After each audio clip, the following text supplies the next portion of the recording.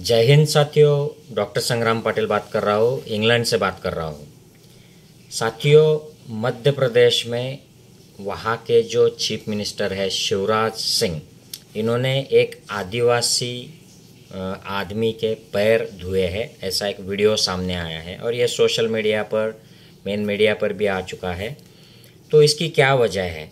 मेरा आह्वान है शिवराज सिंह चौहान से कि इसकी कोई ज़रूरत ही नहीं है और ये जो नौटंकी वो कर रहे हैं ये सिर्फ मत के लिए कर रहे हैं, वोट के लिए कर रहे हैं, क्योंकि वहाँ पर अब इलेक्शन आ रहे हैं और अगर वहाँ पर इलेक्शन नहीं होते मध्य प्रदेश में तो शिवराज सिंह चौहान ये नौटंकी बिल्कुल नहीं करते, कोई भी नहीं करता।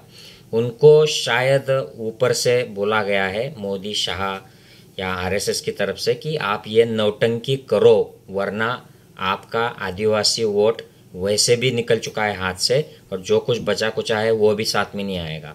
तो इसलिए ये सिर्फ वोटों के लिए ये नौटंकी किए हैं। वैसे तो उनको ये करने की ज़रूरत है ही नहीं, क्योंकि उस विचारधारा को वो साथ लिए चल रहे हैं जिसमें ये ऐसा करना ही धर्म के खिलाफ है। तो इसलिए शिवराज सिंह चौहान जी, आप खुद सोचिए, खुद को आप ओबीसी प्रोजेक्ट करते हो, नरेंद्र मोदी खुद को ओबीसी प्रोजेक्ट करते हैं, तो ये आप जिस विचारधारा को कंधे पर लिए चल रहे हो उसमें आप लोग शूद्र कहलाते हो।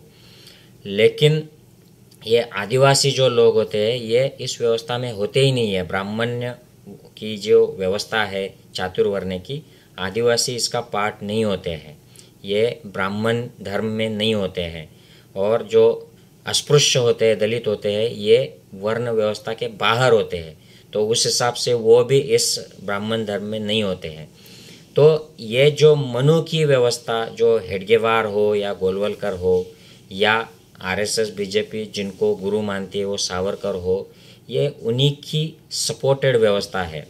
ये सब मानते थे, ये ऑफिशियली रिकॉर्ड्स में है कि मनु की स्मृति, जो मनु की कॉन्स्टिट्यूशन है, यही सुप्रीम कॉन्स्टिट्यूशन है, ऐसा इनके किताबों में लिखा है। इसको वो दुनिया की सबसे बड़ी कॉन्स्टिट्यूशन मानते हैं और उनका मानना ये भी था कि इसी कॉन्स्टिट्यूशन के आधार पर देश चलना चाहिए।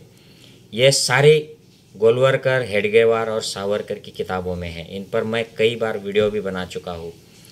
और इस व्यवस्था के अनुसार जो 4 वर्ण होते हैं, ये 4 वर्ण को इस्टेब्लिश बनाए रखना ये आरएसएस का मूल तत्व है। तो आपको उसी पर काम करना है। तो फिर शूद्र, अस्पृश्य और आदिवासी जो लोग हैं, इनका अगर कोई अपमान कर देता है, इनको कोई गाली गलौज कर देता है, इनको मारपीट कर देता है या इनके मुंह पर कोई पेशाब कर देता है, शुक्ला नाम का एक आपका बीजेपी आरएसएस का कार्यकर्ता, जो शुक्ला नाम के विधायक का कार्यकर्ता है, तो ये धर्म के हिसाब से तो इसमें कोई गलती है ही नहीं।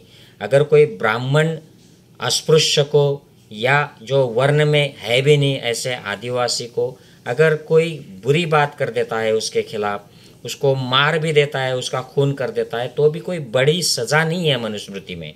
तो आपको इस तरह इस पैर धरने की ज़रूरत नहीं है इस आदिवासी योग की।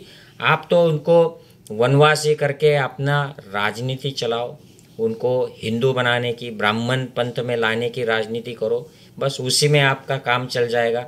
ये आप जो काम आपने किया है उसके पैर धोने की, ये जो नौटंकी की है, ये ब्राह्मण धर्म के खिलाफ है।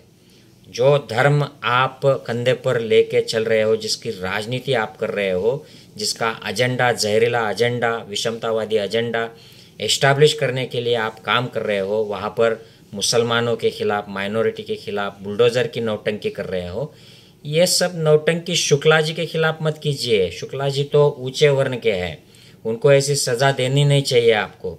अगर आप ऐसा करेंगे तो ये वर्णवादी मनु स्मृति के धर्म के हिसाब से आप पाप कर रहे हो।